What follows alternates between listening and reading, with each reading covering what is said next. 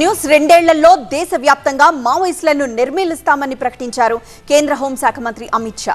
ఛత్తీస్గఢ్ రాజధాని రాయ్పూర్లో మావోయిస్టు ప్రభావిత రాష్ట్రాల డీజీపీలు, సీఎస్లతో అమిత్ షా సమావేశమయ్యారు.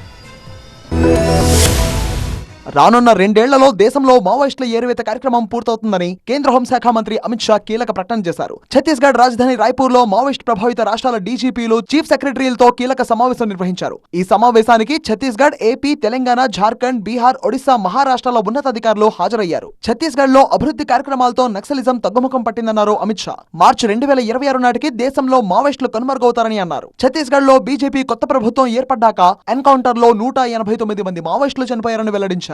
లొంగిపోయిన మావోయిస్టులకు ప్రభుత్వం పునరావాసం కల్పిస్తుందన్నారు అమిత్ షా.